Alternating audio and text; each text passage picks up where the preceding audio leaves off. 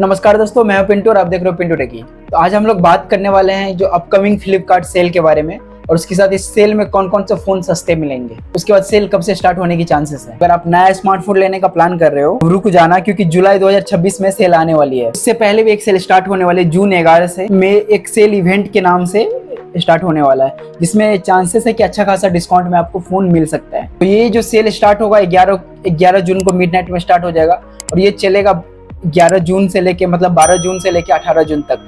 ठीक है, उसके बाद नेक्स्ट सेल जुलाई में भी आने वाली है।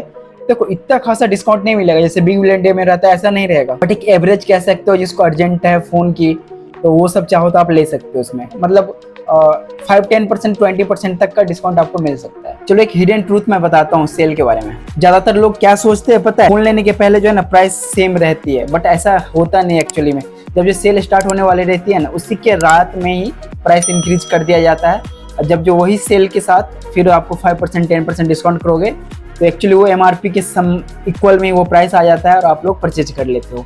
थोड़ा बहुत किसी फ़ोन पे 10% 20% का डिस्काउंट मिल जाता है कंपेयर टू नॉर्मल्स, बट हाँ कोई ज़्यादा ये नहीं रहता।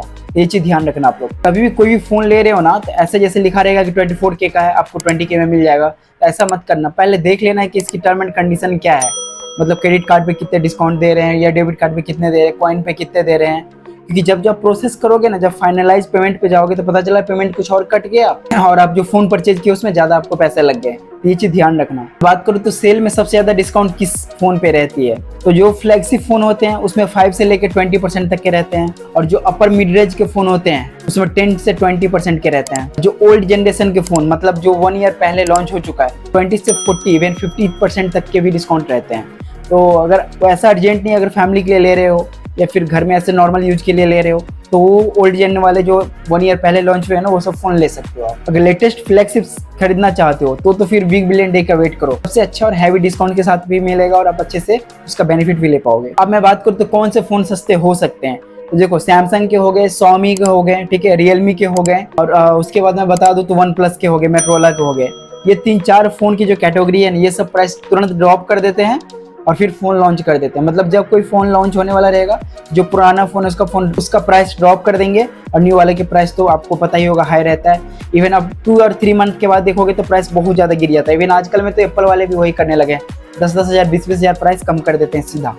तो ये चीज आप लोग ध्यान रखो फोन लेने से पहले। अब आपको मैं हिडन फैक्ट एक बताता हूँ। कोई भी फोन लो ना, अगर आपको हाई परफॉर्मेंस फोन चाहिए या गेमिंग वगैरह के लिए ले रहे हो या हाई कैमरा क्वालिटी के लिए ले रहे हो, तो उसमें रैम की टाइप बहुत ज़्यादा मायने रखता है। तो कभी भी LPDDR4 रैम वाले मत लेना, कभी भी मत लेना।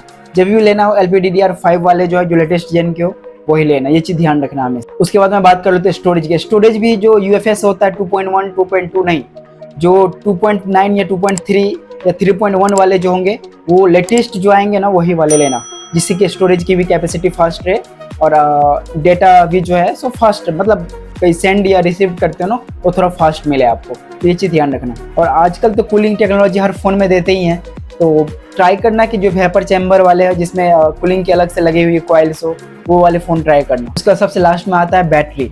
तो बैटरी जिसका ज़्यादा हो उस पर मत जाना, ठीक है, क्योंकि यार बैटरी अगर एक एग्जांपल मैं बताता हूँ। बैटरी आपको 5000 mAh का दे दिया, ठीक है, और उसका जो चिपसेट यूज किया है वो अच्छा चिपसेट नहीं है, ठीक है, उसका ऑप्टिमाइज अच्छे ढंग से नहीं किया है, तो आप वो बैटरी भी अच्छा परफॉर्मेंस निकाल के नहीं दे पाएगा, वो भी जल्दी ड्रेन हो जाएगा।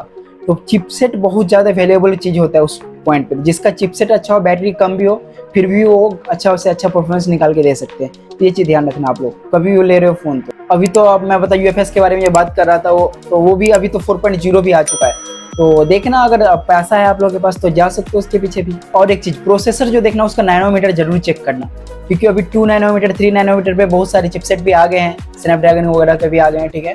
तो वो चीज़ ध्यान रखना, जो जितना छोटा रहेगा उसका डायोड ट्रायोड उतना ज़्यादा इफिशियंट रहेगा और उसका बैटरी बैकअप भी उतना हायर रहेगा और उतना अच्छा से परफॉर्मेंस निकाल के देगा। इवन हीटिंग इश्यू भी उतना अच्छा से रिजॉल्व करके देगा। ये चीज़ आप लोग ध्यान रखना। मैं बात करता हूँ तो डिस्प्ले के बारे में। देखो डिस्प्ले पे बहुत सारे लोग एमोलेड लिख लेते हैं या फिर POLED लिख देते हैं। POLED क्या होता है, प्लास्टिक का OLED डिस्प्ले होता है बेसिकली, उसी को POLED भी कहते हैं। नॉर्मल LED हो गया आजकल जो देते हैं सभी फोन में। HDR सपोर्ट है या नहीं है, उसका जो टच सैंपलिंग रेट होता है वो कितना है, का प्रोटेक्शन दे रहे या नहीं दे रहे, ये सब मैनर चीज है, ये सब देख के ही लेना। उसके बाद अब आते हैं कैमरे पे। तो बहुत लोग क्या करते हैं, कैमरा का मेगापिक्सल देख के ले लेते हैं, ठीक है, ऐसा नहीं करना है दोस्त। मेगापिक्सल के साथ साथ सेंसर का भी साइज देखना, 1 इंच है 1.2 इंच है क्या है, सेंसर का साइज भी बहुत वैल्यूएबल चीज होता है, उसी पे सारा कैमरा का फंक्शनैलिटी डिजाइन होता है। तो जूम इन या जूम आउट हो गया या फिर उसका लेंथ हो गया, सारा चीज उसी पे डिजाइन होता है, क्योंकि उसी के बेस पे OS सपोर्ट वगैरह मिलता है।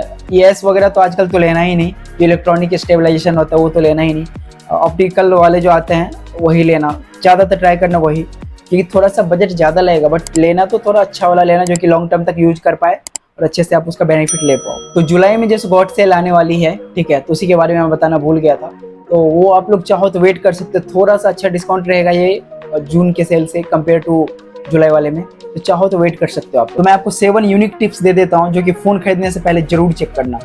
प्रोसेसर का नैनोमीटर्स कितने नैनो पे है, फर्स्ट हो गया। सेकंड की बात करूँ तो मैं रैम टैप, कौन सा रैम का है, DDR4 है, DDR5 है क्या है, वो चेक कर लेना सेकंड, ठीक है। उसके बाद स्टोरेज टैप, UFS 2.1, 3.1 है या 4.0 है या 4.1 है, वो चेक कर लेना, थर्ड हो गए।